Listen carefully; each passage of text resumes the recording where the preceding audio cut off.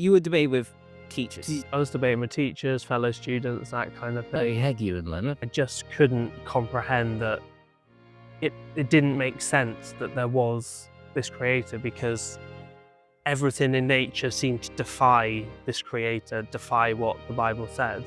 Yeah, they wanted me to take a Bible to church camp, and I threatened to burn it on the campfire. Um, they weren't, Any reason. again, to spite them.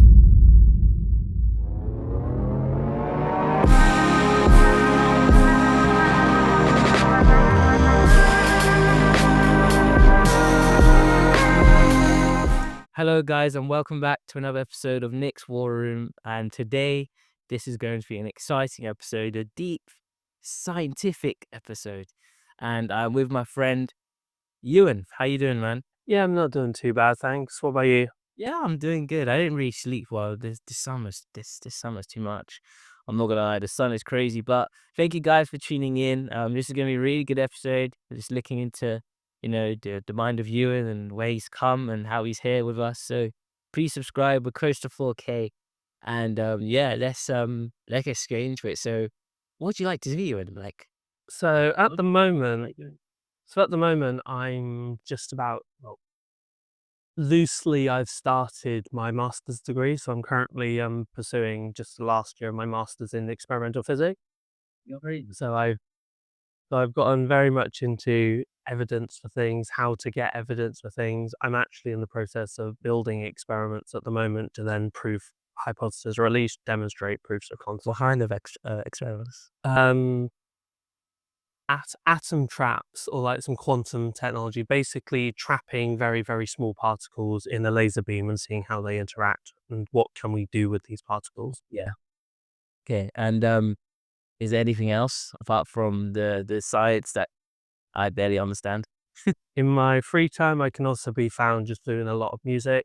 So I quite enjoy just playing in symphony orchestras, kind of anywhere, anyone that will take me. So I've done performances across the south of England, across Western Europe, done all of that.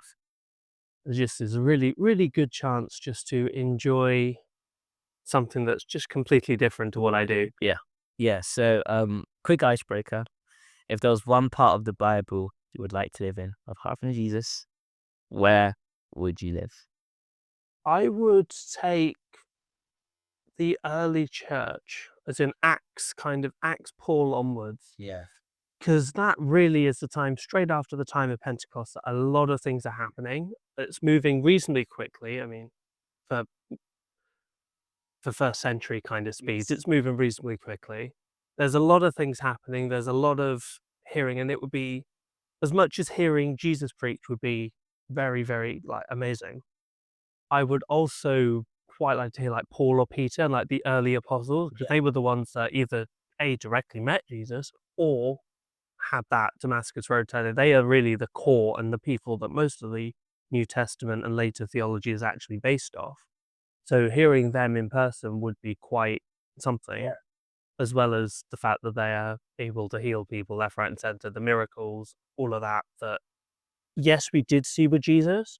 However, it became a lot more profound after Pentecost, because now the Holy Spirit fed all of us rather than just Jesus. Yeah, Jesus literally says like the disciples will do greater works. Like they'll do way more, like, in a sense of, miracles and going to different places.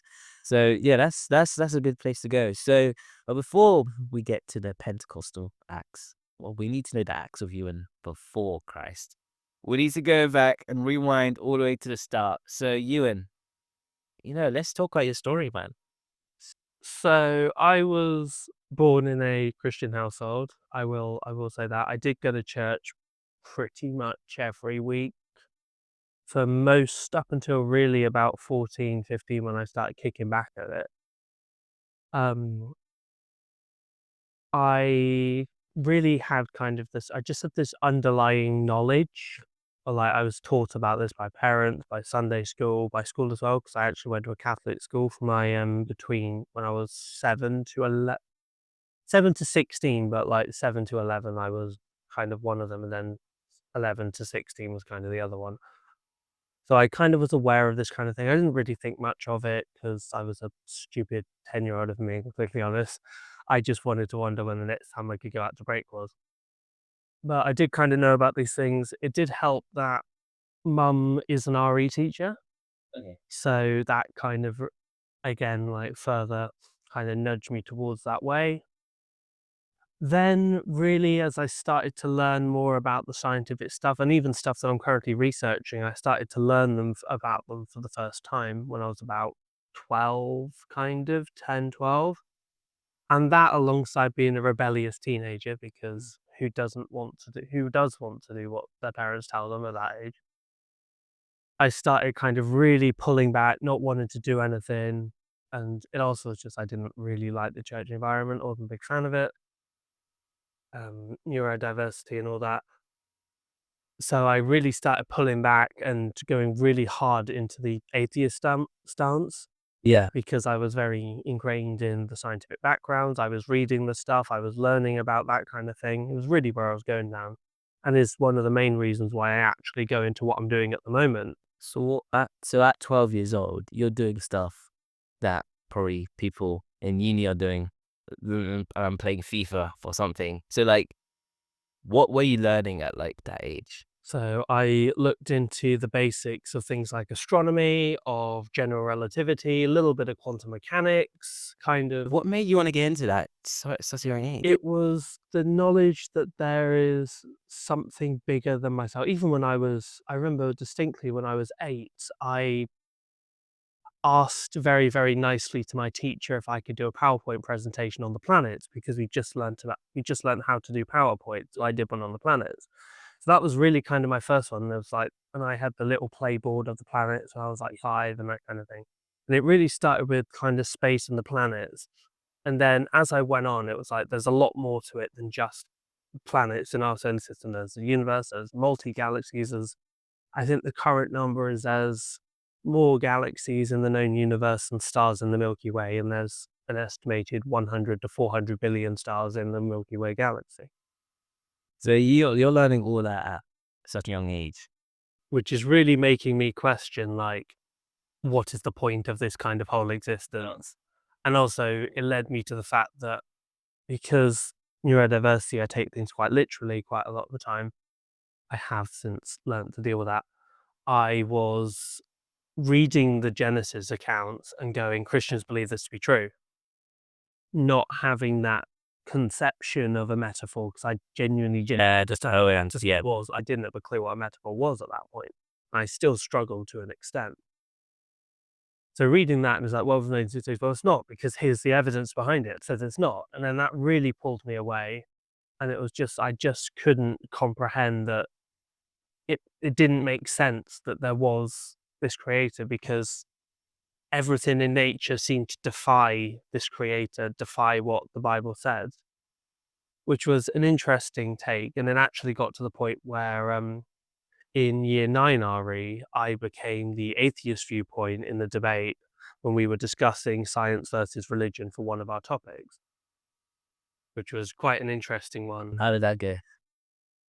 Reasonably, there were a couple of things where they did bring up valid points, and my defiant self really refused to take. Yeah, you already couldn't. Were you there at the time? I don't know. You may have been there at the time. What? You're Year 9 RE. in the same class? Yeah. Who did you have? No, I didn't have. I didn't have. Yeah. I'll blur his name out, of course, or you know. But yeah. So who were you were debating with teachers? I was debating with teachers, fellow students, that kind of Oh, thing. heck, you and Lennox. Just because I Young Sheldon, right here. somewhat.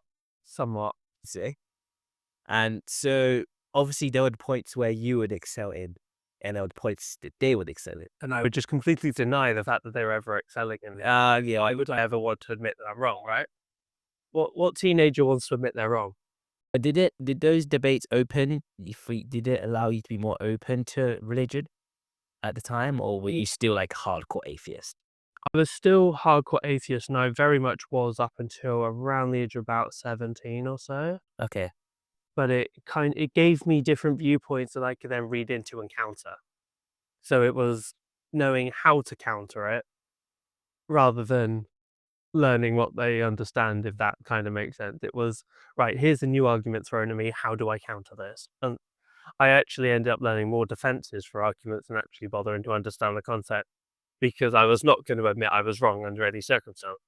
So, what were your attacks? So, as an atheist, what were your main points to supporting there is no God?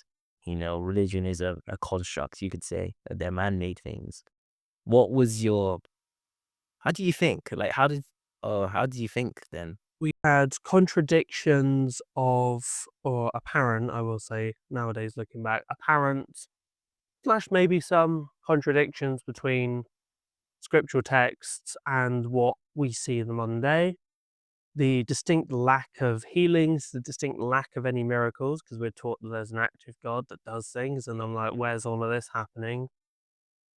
Pain, suffering. I will say, in part, most of it was just me being a defiant teenager. Looking back Yeah. at it now, it was just like, I don't want to deal with this because if I say I don't believe in it, I can get out again the church because I really don't like going to church. Did you But believe do you believe your atheistic thoughts were valid? yeah, I could go with that. Yeah. Or was it did you actually believe there was no God, or was it just to say, "Screw you, parents, I'm not really bothered with this church stuff"? It was a mixture. I did genuinely believe that there wasn't anything out there, that when you died, it was light over.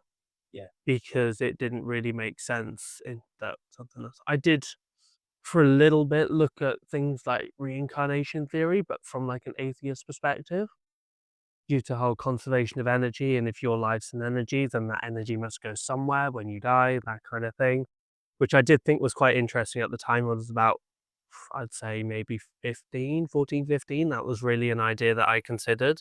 Why are you learning this stuff?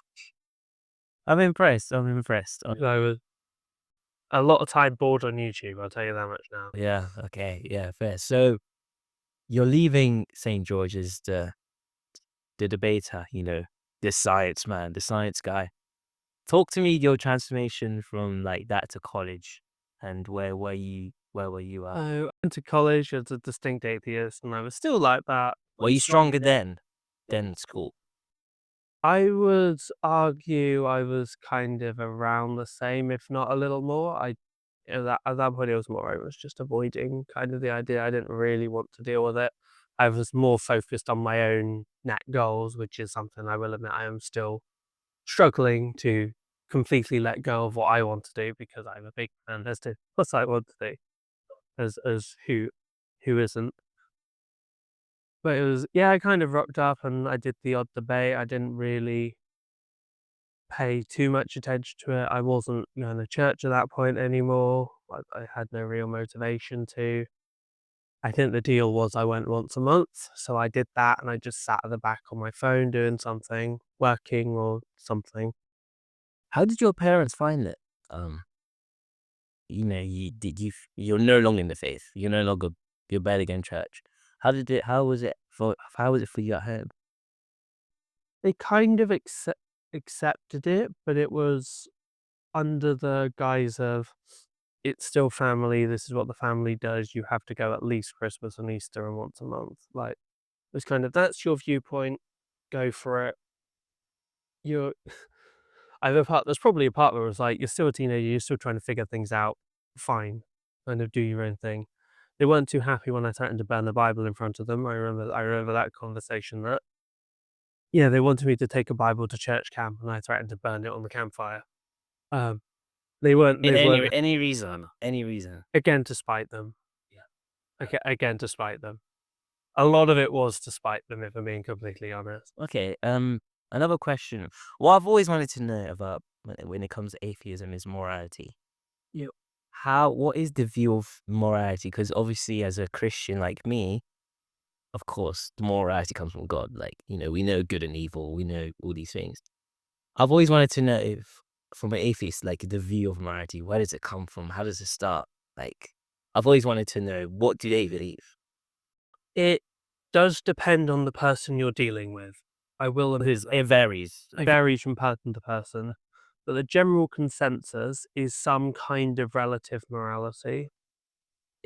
How that morality is defined or structured is subjective to the person in question. However, it all comes down to mostly some kind of relative morality, which is stuff like, this is better than that, so I will do that. but they're not really defining why something is better than. Yeah, it feels that is why. Like, why is it? What? I feel that killing people is bad, but other people think it's right. So maybe it's right. It's kind of that idea is how they kind of go. And that would be definitely not what I kind of view now, but I have a feeling it's almost very, very close to what the Catholics teach as natural law, which is the innermost knowledge between right and wrong. And people are getting so close, are hinting that there's something right, but they won't accept that everybody has this inner thing. Yeah. I mean, there are certain times when you've got mental health issues and those kind of things, whether you believe they're demonic or not, that some people do lose the ability to kind of maintain this. But in the general population, I do hold that most people do have almost an agreed upon, yet unspoken agreement on what right and wrong is. But whether that's cultural, whether that's spiritual, that's really what the atheist argument is about. Usually, the atheist argument is it is more cultural. You've grown up in a culture where it's wrong to kill people, it's wrong to steal, it's wrong to do this, that, and the other. So you don't do it. However, of course, if you go elsewhere, you may find that there's a culture where that's what you need to do to survive because, say, you're in the middle of a famine or you're in the middle of a war zone or something. However, if you kind of understood all of them, I would be willing to bet money if I was that kind of, if I was a betting man, that they all act. Are you a betting man? I'm no, no. Okay. On the most part, no. On the most part, I'm not a fan of it. I don't really support it.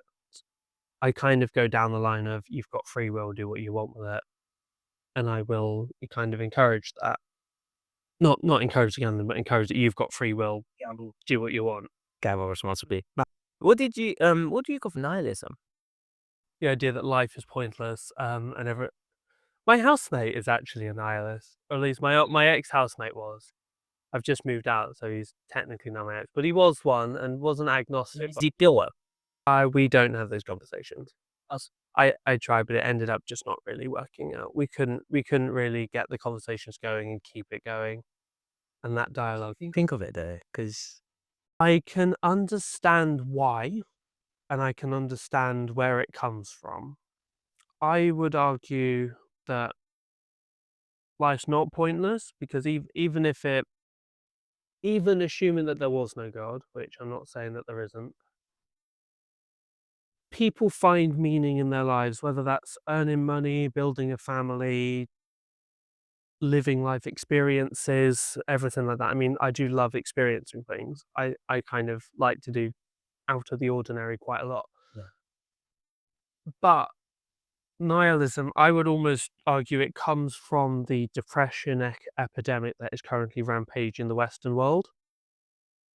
And there's a big kind of epidemic of depression, anxiety, mental health issues throughout the Western world.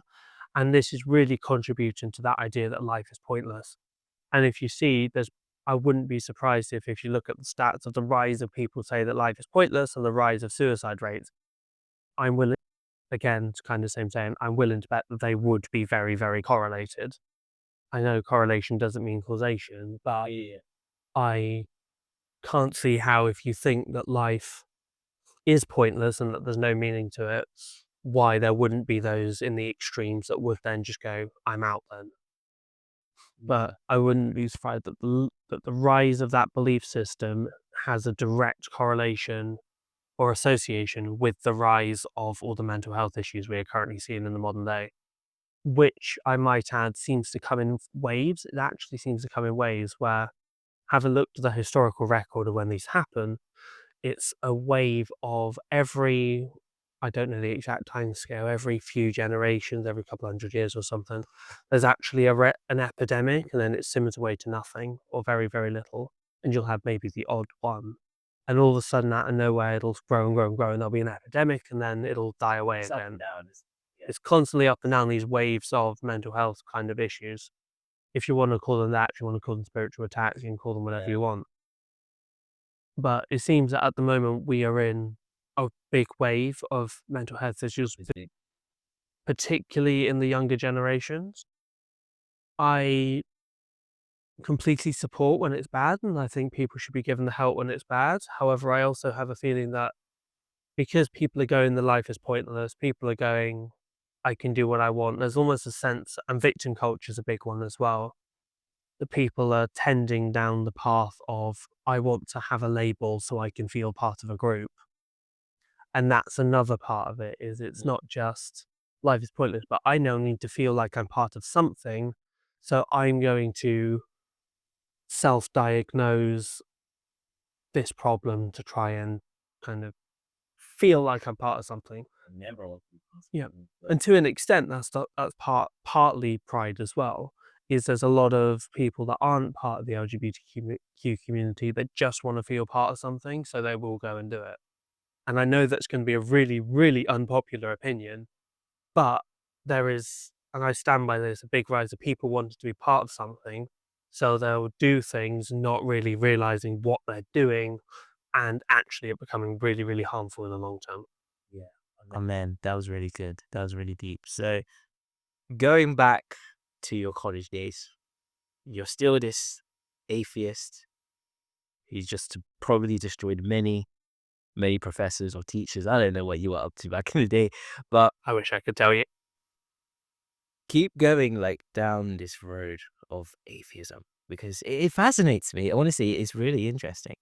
Like, how did it keep on going? So I obviously picked what I call death by maths with my A level. So I was doing maths, further maths, physics, and chemistry. So I was doing basically constant science, constant logic, constant fact checking and proof, where everything that I was doing was proof, fact check, experiment. It's the same as what I do now. Rephrase, all of what I do, at least from an academic point of view, is fact based and kind of working that way. Yeah. So everything I do is check the facts, check the evidence, make a conclusion based on such evidence. And I was still going through that. I mean, there was still the part of me that was kicking back because I really didn't want to do what my parents wanted me to do. And I started to kind of do things, and it was the pandemic at the time. It was 2020, it was 2021. We were in lockdown for like half of 2020, and at least like a quarter to a third of 2021 as well. How did you deal with lockdown? The first lockdown, to be honest, I went down the nihilist rate of life is pointless. Oh yeah, yeah, okay. I Pointless. I'm bored. had a feeling you went down that path. Um, I kind of went down the line of I didn't actually leave the house for 3 months. I didn't even go into my own garden for 3 months. I didn't step outside or see the sun for 3 months during the initial pandemic.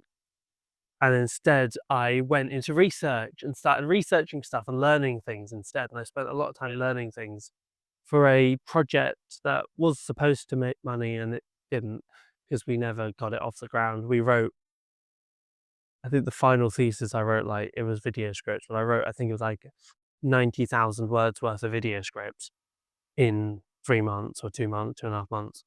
And it didn't actually end up going anywhere, which was really sad. So that happened. And then the second lockdown came around where I'm doing my A levels, where it's full-time online teaching. So I'm in lessons every single day. And mum got really annoyed at me for going, I'm bored, I've got nothing to do. And I was still at this point really not liking the whole Christian point of view. I was still heavily debating people, whether that was sixth form or elsewhere. Yeah.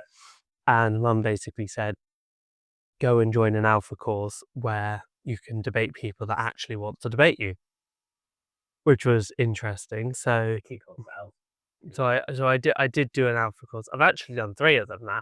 Wow. I've done 3 of them. I like to help out when one's running and I'm free.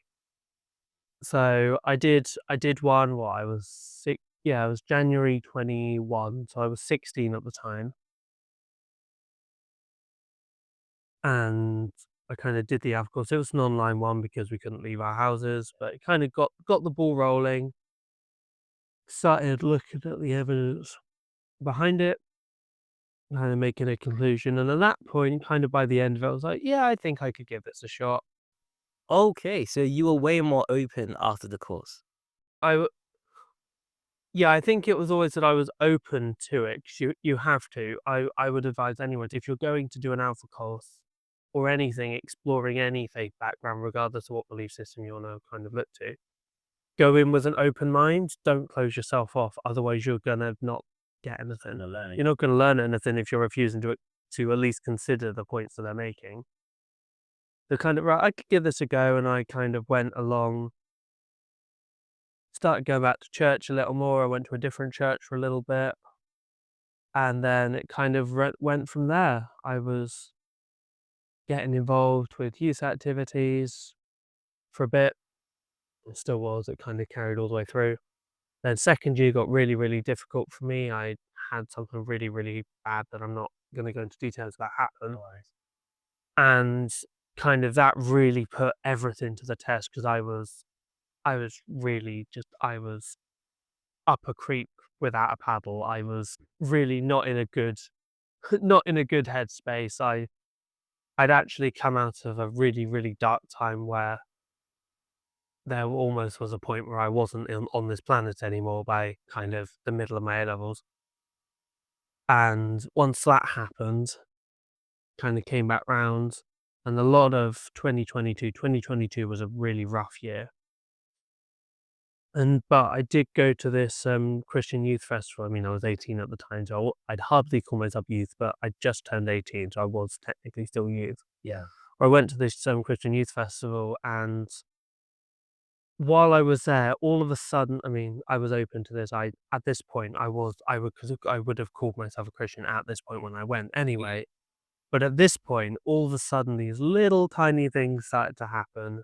I actually found one last week when cleaning the house up a little bit. I found where there was a piece of paper. I remember it vividly. It was the first morning meeting. So we got there in the evening. We had the evening meeting, kind of welcome. Let's get started. First thing the following morning. I think it was the Thursday morning. No, I think we got the, whatever it was. It was like the first full day of the kind of event. And I'm stood there, or I'm sat there with the rest of my youth group, kind of just chilling. We're kind of, they said, let's just have a time of reflection, let the Holy Spirit speak to people. I feel people need to be spoken to in this room, so on and so forth. And out of nowhere, this random woman who I've never met before, never spoken to since, I don't even know her name, walked up to me and handed me a piece of paper. And on that piece of paper, I should have brought it with me now. I found it a few days ago, actually. Wow. And it basically summed up was, God will set the prisoners free, set them in a family of believers, and set their set their paths in good places, place people in the right spot. Which was which was very interesting. This random person who I still don't know their name, or I don't even remember what they look like. I just Yeah. know that I have this piece of paper, so I know it was a true fact that it happened because I have the piece of paper. And it was kind of, I remember reading, this is what I read about it as, I felt a feeling of isolation and loneliness in you, and I believe that God will set you in a family of believers, which was interesting because what was happening a couple of months after this event, I was starting university. Yeah. Well, at that point, I didn't know if I was going to university. I had my grades to come in, but yeah. So that, and I was like, hang on a minute, this is very, very interesting. I like this. This is interesting.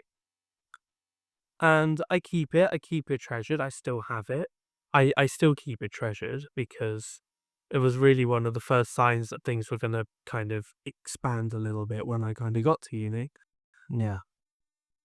And then this kind of event goes on. I'm praying for people. I'm really getting into it. I'm loving it. After that taper event, you were like, yeah, I'm all in. Was that the turning point of your faith? I would never say that there was the distinct turning point. I would say that it was a gradual process. So like from the Alpha course to you serving a church, it just Gradually happened. okay. There wasn't like a point where like, yeah, it just okay. Fair enough. Was more that I think I could go with this kind of at the end of Alpha. I could go with this. I'm willing to. So yeah, you could say it started from Alpha. Yeah, okay. So you were saying you were overflowing with So tears. it's a very, very emotional kind of week. Context being, I still had this really, really difficult situation going on in my life.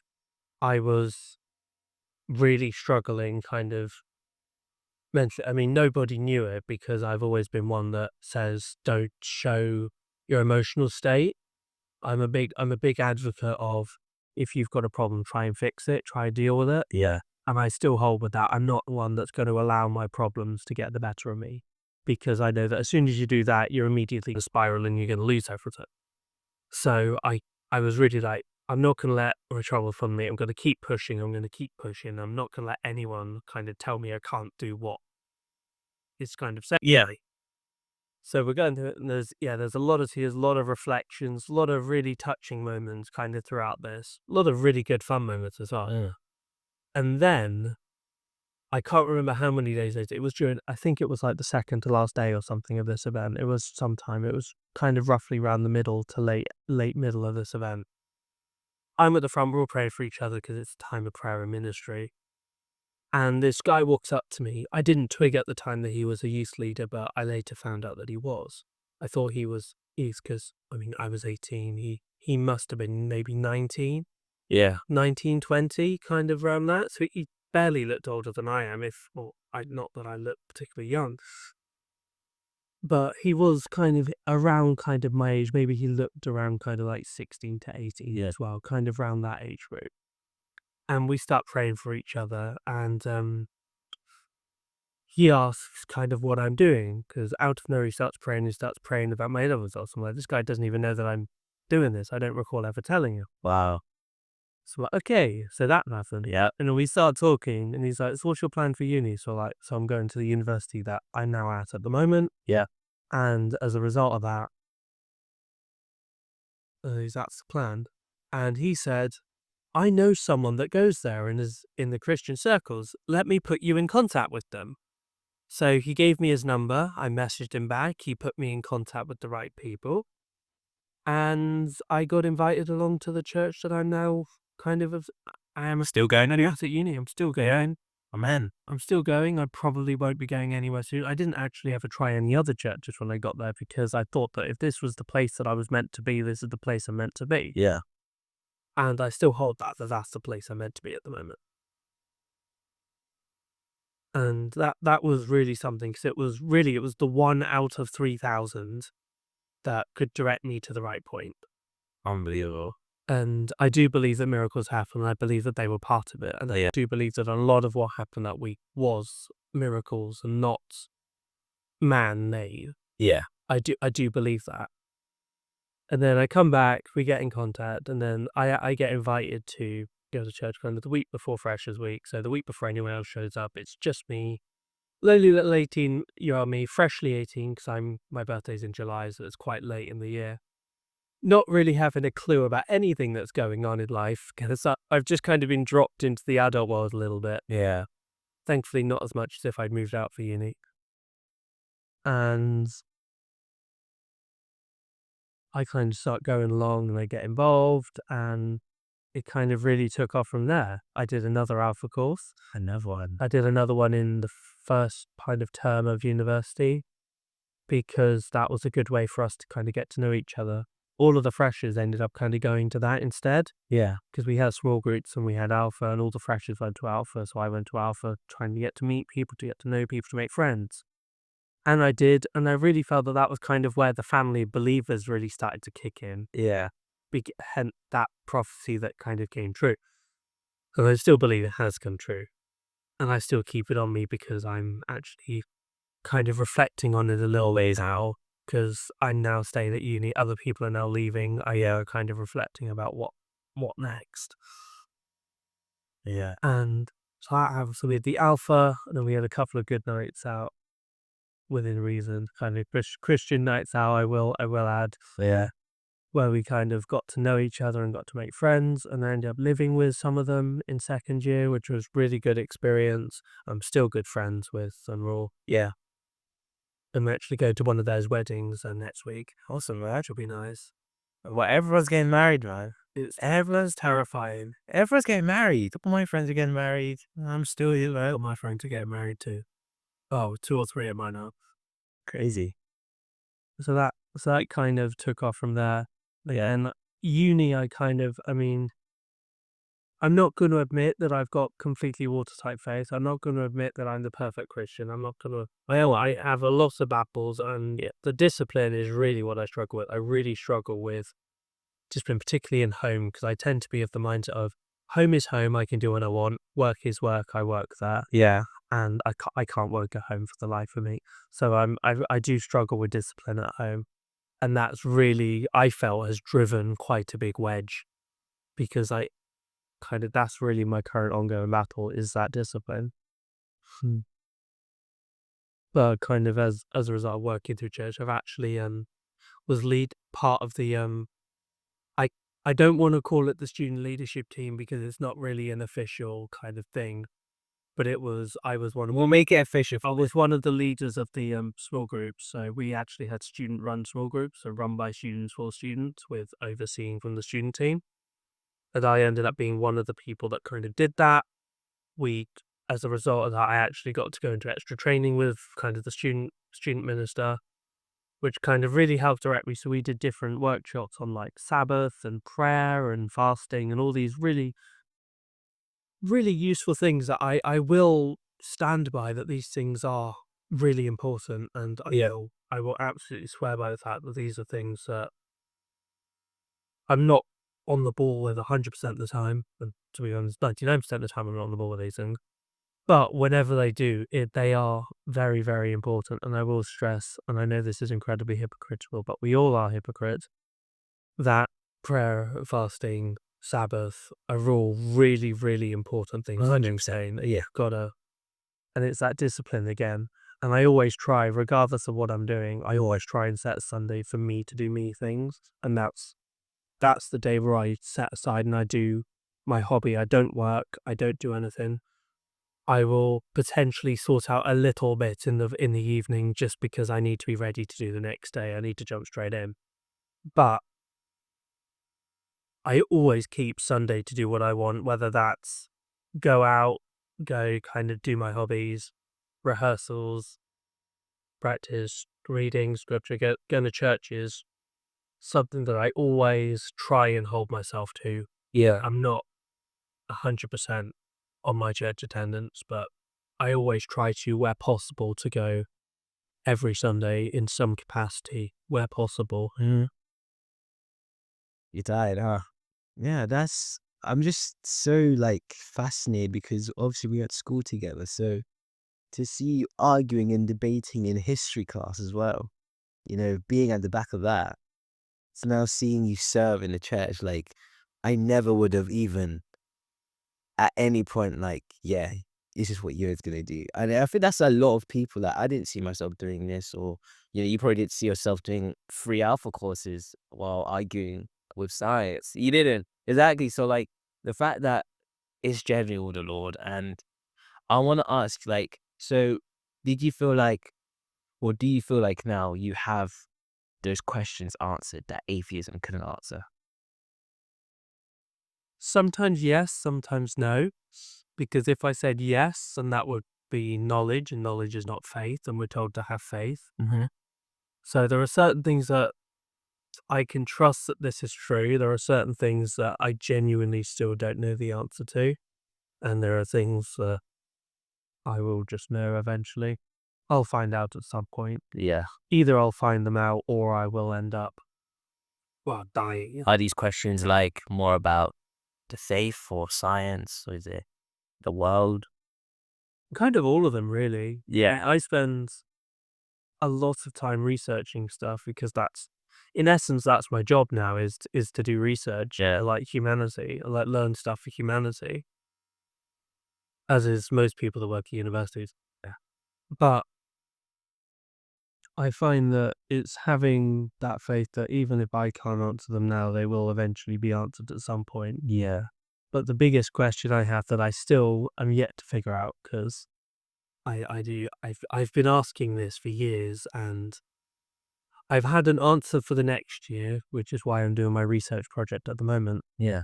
And I have a feeling that's also answered my question for the next kind of 4 or 5 years as well for what I'm doing. How deep is this question? What is my life's purpose and what am I meant to be doing? I have been trying to get that answer out for at least a couple of years at this point. Yeah. Because I've got a lot of hurdles in the way that I view as doors being closed. I mean, I've always wanted to do like a PhD when I was like 12, 13. And now Why are you thinking that like that 12, 13? because I wanted at that point I wanted to be called doctor. Play Subway Surfers or something, not PhD. I've spent probably 6 months of my life playing video games or something, like in terms of the hours on like Yeah, 12. I didn't even know what PhD was. I just knew that I was called doctor, so I wanted to be called doctor. That was really about it. And then that's kind of maintained throughout. Like, yeah, I was at sixth form, I still knew that this was something I wanted to do, and I pushed for it.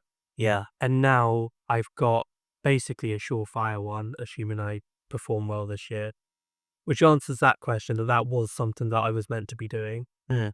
And I feel like now, looking at this and having started to work on a project, that this project is a project that I was meant to do Mhm. because I'm diving headfirst into it. It's interesting. It satisfies directly what I actually wanted to study from a theoretical point of view. So I've always been interested with really gravity, and because it's the one thing we don't fully have. No. We don't really have a proper theory for it. I mean, we have the big theory. We've got nothing on the small scale, so I've been trying to link the two together. And the experiments that I'm working on actually directly relate to that problem, but trying to find ways of explaining that problem, which I'm really, really, really excited for. And I do feel that they were the best places to come in. Wow. So you came back to the faith. What did your I'm guessing you've had friends for years who've also seen your evolution. Yeah. What did they think of the born again Euan? What did they think?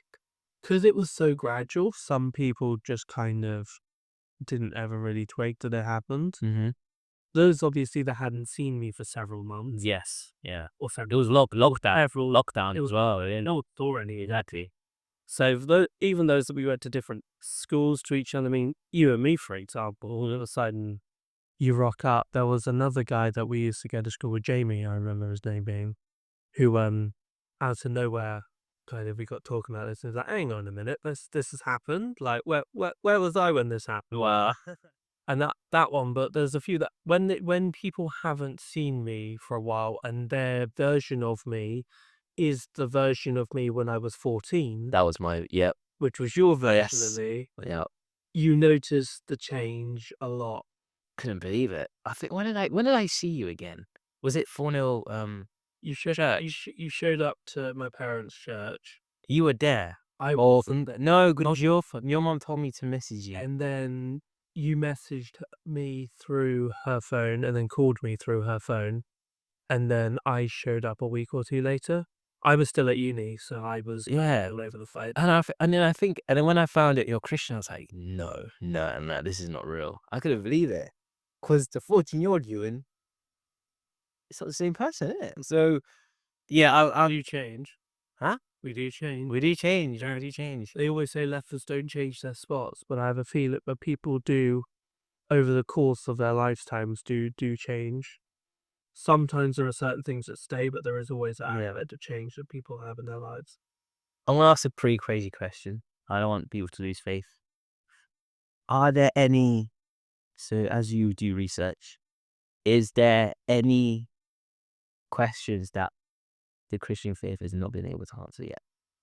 Or it's, we might get to that soon. Most of what I do, to be honest, is arguments that Christianity doesn't really explain because the Bible is not a scientific. It's not a scientific book, yeah. Though there are quite a bit that we're looking at the Bible. Like, there's no mention of atoms. There's no mention of quantum theory. There's no mention of general relativity. There's no mention of any of these large scale things. However, I view it as what I study and what I research is understanding creation more. I view it as that.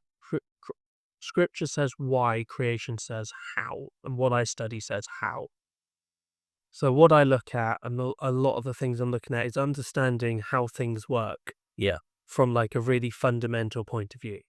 I mean, we're always going to learn new because every time, and this is the history of physics. What was it? Somebody in like 1890 said that physics was complete, and I think may have been Kelvin, the guy the temperature's named after. Yes. That physics was complete, and that there was nothing more to learn, and it was a completer field. And 25 years later, we had beginnings of quantum theory, relativity, general relativity, quantum mechanics. Particle physics was starting to pop onto the scene. Nuclear physics was starting to pop onto the scene. Like in 1890, we didn't even know that atoms really properly existed more than a shell. Now we know that they exist, and there's different types of them. There's different things inside of those. All these liquid guys. Yeah, different elements and different particles inside the individual. I know my science still. Like, I always view that when, like, as humans, we are never going to be 100% satisfied from a scientific background, because that's what science is. You're always going to be There's always going to be more. There's always something new that somebody hasn't looked into yet. Like when I do my experiment, and when I'm hoping, fingers crossed, when it gets sent up into space. Base. Yeah, I'm praying that we get funding to send it up. I would love What are you trying to send up? the experiment I'm building at the moment. What does it look like? Or do we get insight? It's the particle in a laser beam thing that I mentioned at the start. Okay. It's kind of that. So sending one of those setups into space would be quite. How much do you need? Not as much as you'd think. I think I heard rumours. I don't know the exact numbers. Something like 50 to 75,000 pounds. Okay, I thought it'd be high, to be honest. Yeah, I thought it would be too. So would that be through NASA, or is there like a UK? Whoever's willing to Okay. give us the slot on the rocket, basically. We'll be praying for that attack. So so this wouldn't be something I do this year, but if I stayed on to do a PhD, which I really, really wanted to, it would probably. So you're staying long at uni? Yeah, I'll stay longer and do another 4 years. Another 4. And it would mean that I basically get to work on this for my job for the next 4 years. Wow. Or 5, including this year. Wow. There's a lot of things that science can't currently explain that the Bible has not any explanation to either, if I'm being honest. Yeah. I read, for instance, creation. I read that the Bible supports a Big Bang Theory. Ironically, Big Bang Theory I agree. was actually created by a Catholic. It was a Catholic priest, yeah. It was a Catholic phrase. Yeah. Let there be light. Let there be light. Yeah, what happens when you have a bunch of stuff super compressed down into a very, very infinitely small volume with an infinitely amount of mass? It's either a black hole, where it's an incredibly hot thing. Yeah. Incredibly hot, incredibly bright, because temperature and light basically become the same thing at the extremes. They're not, but they are similar enough that because you can see the temperature via the light temperature. Man, yeah. Wow. This has been so amazing. Genuinely. What would you say to atheists right now who are watching, or agnostics who are watching? What would you say to them? Because you know atheism. You've been there for years. So what would you say to those people who are still like, they're like you? You know, they're doing research. They want to know more. Open mind. Some might not have an open mind. But what would you say to those who are watching right now? Particularly those that don't have an open mind, open it. Yeah. Because you're not going to learn anything if you don't have an open mind. That's unfortunately the reality of education. You can't learn something if you close off to that thing. So that's part of it. I mean, I actually teach maths as a side part sometimes. And one of the biggest things is that we see that when somebody says, I can't do it, they fail every single time. So you've got to have that open mindset to it in order to approach it. That would be my first thing. And my second thing would be ask questions, look at the facts, look at the historical documents. What the main argument that really got me thinking, I think it's week 2 of Alpha, it's either week 2 or week 3, I can't remember which one, is the one where they put forward the fact that we accept that Caesar existed, we accept that Aristotle and Plato and Pythagoras and all of these guys existed. We have somewhere between 5 to 15 on average documents for each of them. And the earliest copies we have are written sometimes 1,000 years after their death. Yep. We accept that these people are true based on documents that are written over 1,000 years after their death. and not very many of them, to say the least. Mhm.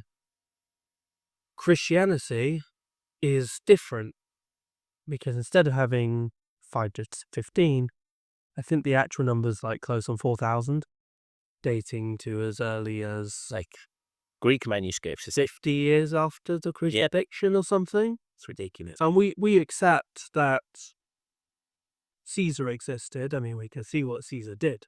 Yeah. Like, the impact of Romans' occupation in Britain is visible. Like, you Very. You literally still see the archaeology and exactly. everything. Go to loads of places and see the archaeology. Hadrian's Wall is there. I mean, that was built in about 120 with Emperor Hadrian. But the fact that it's there is the fact that Caesar came in because Caesar's the one that invaded Britain. Yeah. So the evidence is there. We accept that Caesar existed. We accept that Plato existed because the works exist. One of the first things that people really need to, if you're wanting to explore Christianity, is come to the conclusion that Christ was an actual person. And I would argue he was the most significant and most influential person of all time. Yeah. Yeah. Other, with seconds being other global religions, I would argue with Christ being the most significant of all time, with people such as What is this, the religious, in the religion sense? in the religion and the regular sense as well. So like the most influential people, I would put Christ number one. Yeah. Otherwise, behind them, you probably got Muhammad or Muhammad, a couple of other people. Yeah. That Michael Jackson. at some point. Yeah. Yeah, Christ for me is, regardless of what you believe, he's always been number one. Like, how about for those who can accept he was a real person? When it comes to the miracles, the resurrection, because a lot of atheists, that's where it stops. Yeah, That doesn't make sense. it comes down to Is it? if you accept the resurrection, that's really it. You have, in order to accept Christianity, you have to accept the resurrection. Yes. That is the end. You can't accept Christianity without accepting the resurrection. A lot of people will turn around and say, "Oh, I believe in God." But when you ask them about Jesus rising from the dead, they'll say no. And yet they'll claim to be Christian. Yeah. No, that's not how it works. What you've got to, it's accepting that resurrection. And there is a very, very good book by, I believe it's Lee Strobel, I've heard of him. called The Case for Christ. Cold Case, isn't it? Yeah. He's written loads of them, like Yeah. Faith and The Case for a few other things. But The Case for Christ was his first one. And that would be, I would argue, a very good book to start with. There is actually a film of it. I do have the film at home as well. I have both the film and the book. The book is an interesting one because, for context, the writer is a Jewish lawyer whose wife has just converted to Christianity and been baptized. Wow. So what does he do, being a traditional Jewish person? Let's show that the resurrection never happened. Yeah. That's his mission. Because if I can show, basically it was showing to his wife that or at least his goal was, in quotation marks, to show to his wife that Christianity wasn't true because the resurrection never happened. Balancing on the same argument we've just put forward of, if it did, then you have to accept Christianity. So, the book then goes through from a legalistic point of view. Because he is a lawyer, he's a trained barrister. He does... Yeah, Christ, the crucifixion, the whole jurisdiction, it was all sort of a case, isn't it? Yeah, exactly. It's really just a case of, does the evidence support yes or no? So he goes through, and the whole book is him going through this thing. I haven't fully read it, but I have read parts of it, where they go through the resurrection categorically, bit by bit by bit by bit, meeting with experts, meeting with reading the document. He got everybody. It's a full legalistic attack, if you want to call it that, of Christianity. And it actually emerges when you get to the end. I think either it's at the end or as part of the story, because it happened in the end. He actually ended up converting to Christianity afterwards. You see? Had been accepted via his research, but the resurrection did happen. And so I would take it, if you're into that more legalistic point of view, I would definitely consider that the case for Christ. And that would really give you a good idea, because that goes through kind of the thing. And if you don't want to read, there is a film as well. I couldn't tell you where to access the film, but the film is there as well. There are many testimonies of atheists speaking about Jesus. So go ahead, do your research. Like, honestly, we got to start somewhere. I had to do research. Euan did research, and look where he is today. So we praise God for Euan. We praise God for the transformation, the evolution. And this journey, I think this will help so many people. Like, the fact you've been there, you can relate to people. So many people, so many atheists out there. But I do see it declining though. Atheism is declining. I have been seeing recently. What do you think of that? I would actually argue that atheism, your statement of atheism decreasing, if it is true, would probably be as a result of the rise of nihilism, the belief that life means nothing. Because if people are going to that, they're now searching for meaning. Mm. If the world's telling them that life is pointless, it's depressing, why don't you just help yourself? Because I think A lot of people. I think people are a lot more open to the spiritual realm. I'm not saying it's Christianity, but people are way more open to there could be someone out there. Yeah. With the rise, as we said earlier, with the rise of people believing that there's nothing there and that's pointless, there is a big group that are going, I can't have that. I need something. Yeah. And that's where, if we look at the rise that we've got, there's a rise in spiritualism anyway, whether that's witchcraft, paganism, Islam, Christianity, Buddhism, anything. That's all coming, I would argue, basically because of the fact that the current belief in the society is that life is becoming increasingly pointless Yeah. and life is becoming increasingly hard. I mean, I don't know where people are listening from, but the state of the UK is not looking great at the minute, but it's only meant to get worse over the next few years. So people are looking at that and they're wanting something new. It's also that modern belief systems don't offer the fulfillment. It's one of the reasons why, whether you like him or hate him, Andrew Tate became popular. Yeah. Was because he offered something that the modern viewpoint didn't agree with. And it's a different viewpoint, and it was one that made sense to people, and that's why they followed him. I mean, he's a controversial figure anyway, but you have to understand that he made points that some people agree with, and as a result of that, he grew. But I don't want to criticize modern beliefs and do it, but I would argue that modern feminism is definitely one of the biggest killers, particularly towards the male audience, because of the fact, if you look at the stats, what's it, the rise, like, I think it's like 16% or something. It's the current rate of young adults in churches or something. Young men in churches, women is significantly lower. Men. It's a big uptake in men at the moment. Why men though? Because of modern feminism. And because a lot of the attitudes of modern feminism is, I would take the bear over the man. Men are Oh yeah, the whole bad thing. no, Oh my God. the three prize, particularly in the feminist circles, of men are basically always wrong regardless. Yeah. And people don't want that. People want to That have are terrible.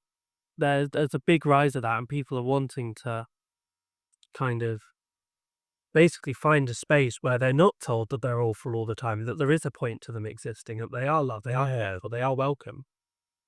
And that is something that at the moment the modern world doesn't tell. I mean, I don't interact with the dating scene, but from what I've have seen and read, that it's not looking great for a lot of it. Is like, at least with worldly women, if you're not willing to pay for everything or sleep with them or do it, this, that, or the other, then you're evil.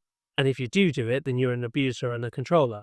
So it really is a lose-lose situation for the modern man, which is why they're all kind of coming towards. Yeah. And it's offering just a viewpoint that isn't going to criticize them for every little anything you do is a mistake. So it's somewhere that doesn't.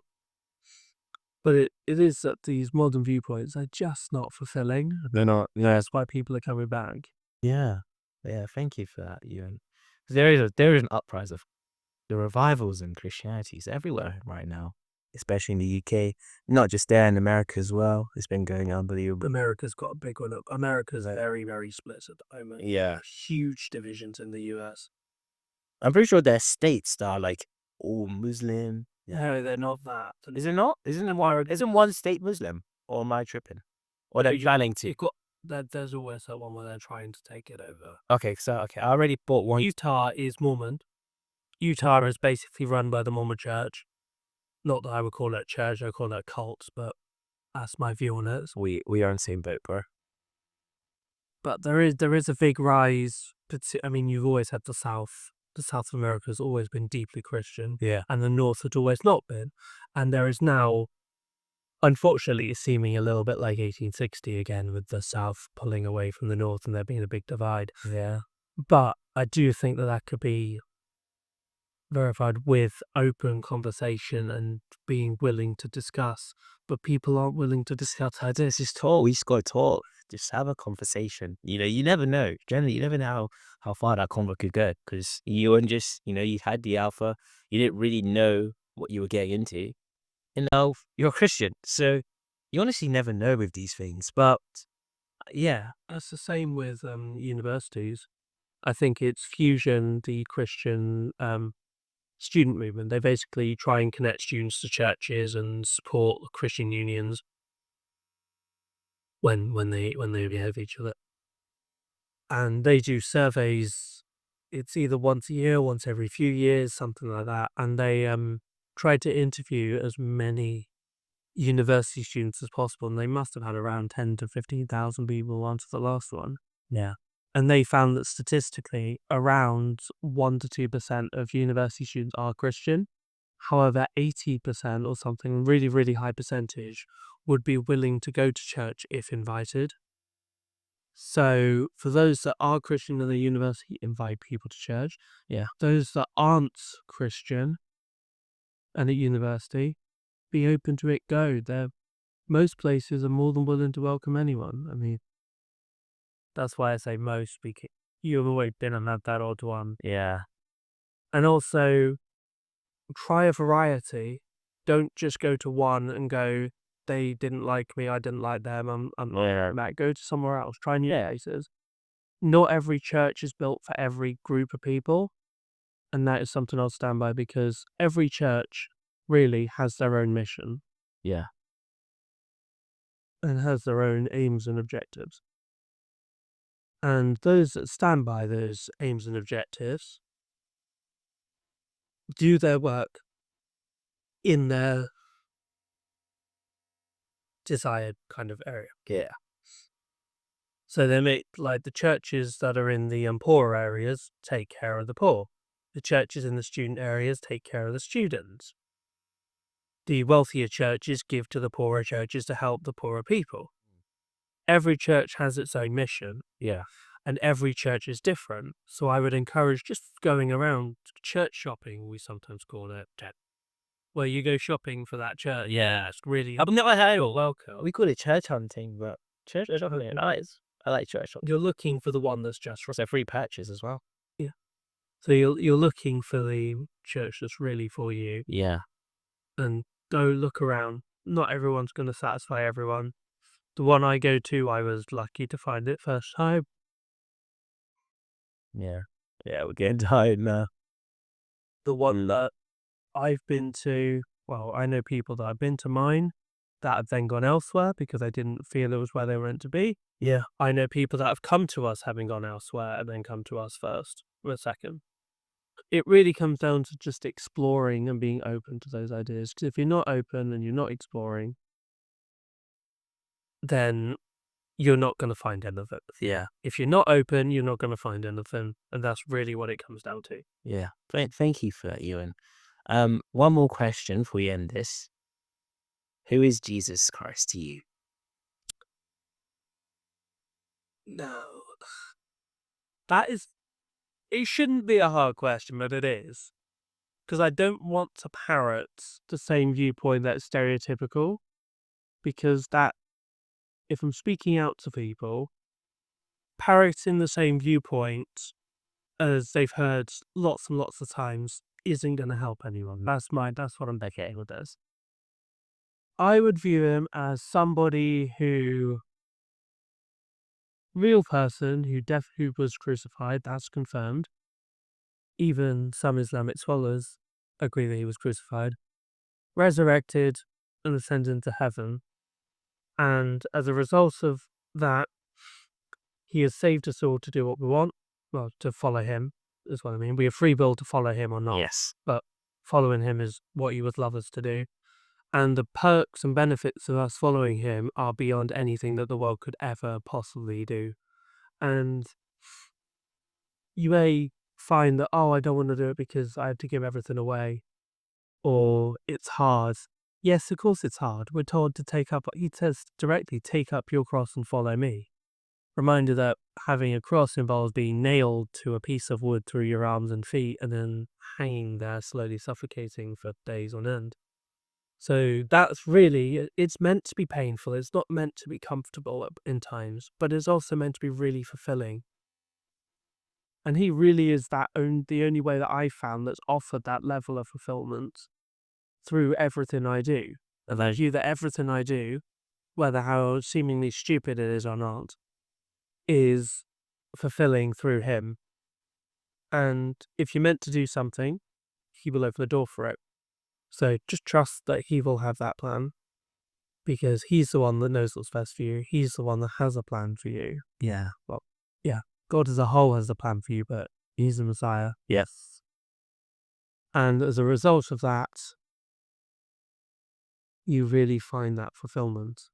And that's really what it's about, is God will fulfill you. And fulfillment doesn't have to come from money. It doesn't have to come from drugs, sex, everything like that. I found that usually those things really, really don't fulfill you, or at least they appear to for about 5 seconds. For 5 seconds. It's, So there it's gone. and then That's why it's a cycle. That's why addictions it exist. goes to It wants you to stay in that. So, exactly. yeah. But it's the source of all fulfillment that will bring peace to everything you do. And it's that peace that surpasses all understanding. And I will quote that. Man. Yeah, thank you. I've really enjoyed this, Euan. Thank you. Great fun. Thank you, man. Thank you for your time. Open your mind, guys. Be open to the truth. Be open to see what's out there in our world. Let's learn more about other people, other ways of thinking. Let's do it. You may look into it and accept that you don't agree with it. That's your At least you've looked into it. It's looking into it. Yeah. As it's But don't ever be, with anything, not just Christianity, but don't ever be closed off to a new idea. Agreed. 100%. But if you are going to look at a new idea, look at the pros and cons of it first. Like properly. If you are going to entertain a new idea, look at it properly. Yes. But don't close yourself off to new ideas. Amen. Yes. Euan, it's been an absolute pleasure. Thank you for your time. Thank you. I hope you enjoyed yourself. And yeah, subscribe. We're also on Spotify as well. Give us a 5-star rating on there.